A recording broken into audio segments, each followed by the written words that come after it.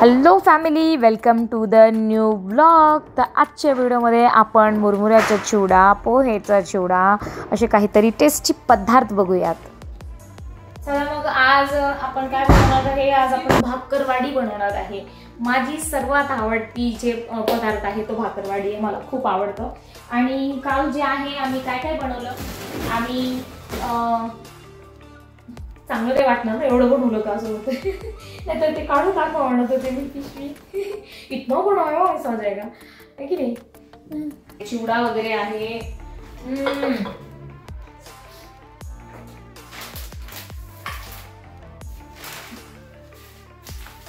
Soap, त्यासाठी soap आणलेले आहे.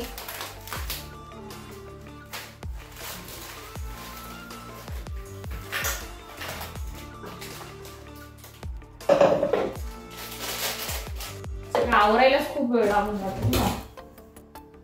आमचूर, हे आमचूर पावडर गेल्या वर्षीच आहे माझ्याकडे. पावडर टाकून दिला त्याच्यामध्ये. आता ह्याच्यामध्ये आपल्याला मसाला तयार करून घ्यायचा. यामध्ये जे आहे थोडेसे मी काय केलेले सोप आहेत. हे सोप टाकून घेतले. ए दारुगड समोर, बापरे दारुगड, महाराजांची आरती चालू आहे. येईल आपण जितका सोप घेऊ आपण तितकाच घेऊ. 1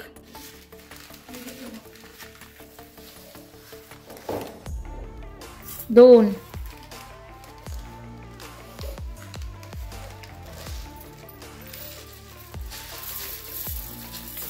3 3.5 झालं. हे पण तितकंच घेऊ आपण. 1 2 3.5 जिरे. 1 2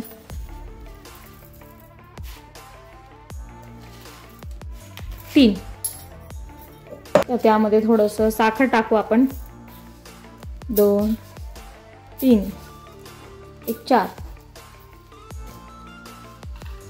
मीठ चवीनुसार. आणि त्यानंतर आपल्याला एक आमचूर.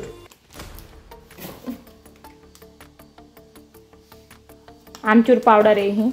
इतका टाकून देईल मी सगळं.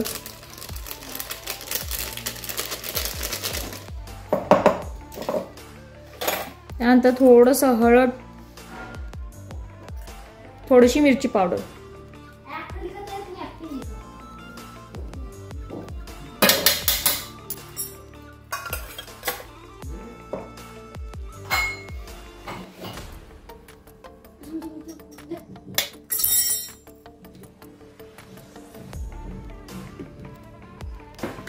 कर.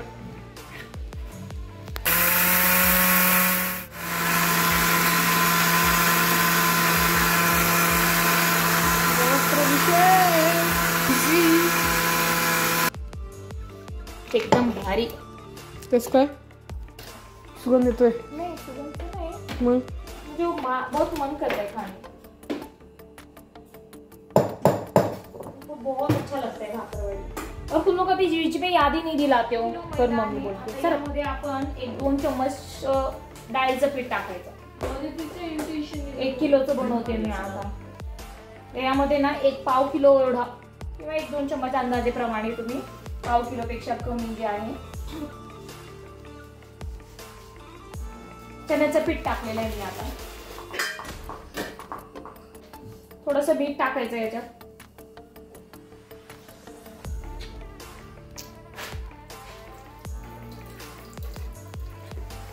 फक्त मीठ, डाळीचं पीठ इतकं टाकलेलं आहे आणि हे मैदा. आता याला आपल्याला चांगलं घट्ट मळून घ्यायचं आहे.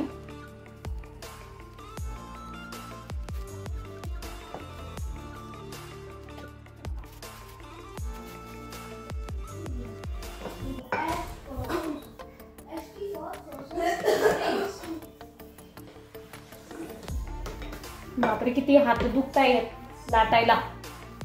किती जोर काढावा लागतो बाई.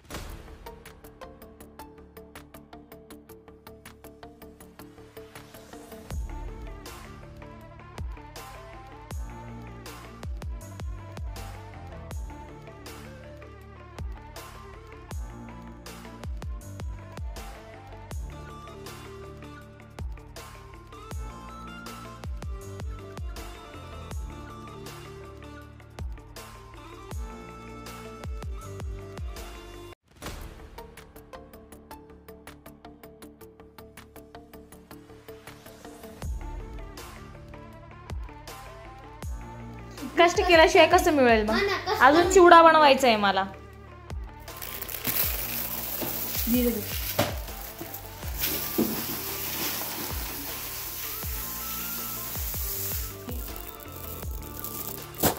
काहीतरी वेगळं चालत बस.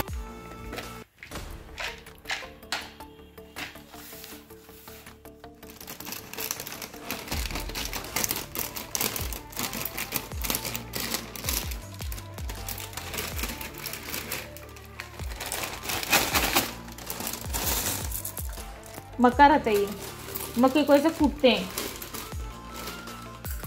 इसको तलने का तो अच्छा लगता है.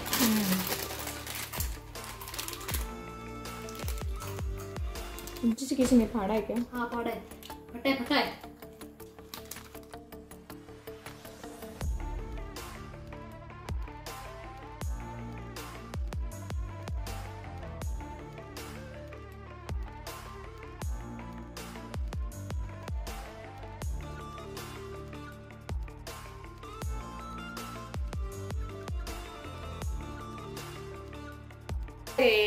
बाबा देवा देवा. फिर कैसा है बता जले. खा के खा. ये देखो ये देखो लड़का.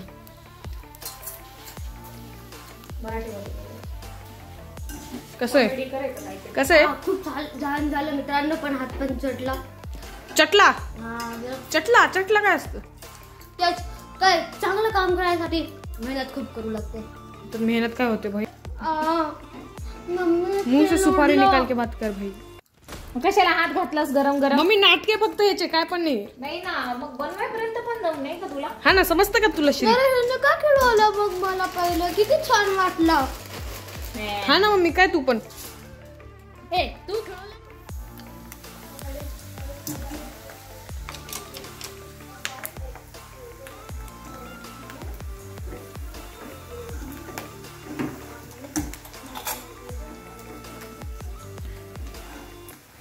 मम्मी तू बहुत गोरी दिख रही है वीडियो में. Thank you. करेक्ट. तर आता मुरमुऱ्याचा चिवडा बनवत आहे मी. तर जसं आपण नॉर्मली सगळ्या गोष्टी टाकत असतात ते सगळं टाकलेलं आहे मी. तिखट, मीठ, थोडंसं साखर, थोडंसं गोड गोड असायला पाहिजे. आणि त्यानंतर मसाला, रामबंधू मसाला, चिवडा मसाला टाकलेला आहे. चिवड़ा मसाला डालते हुए मैं क्या डाल रही हूँ तो दिखा.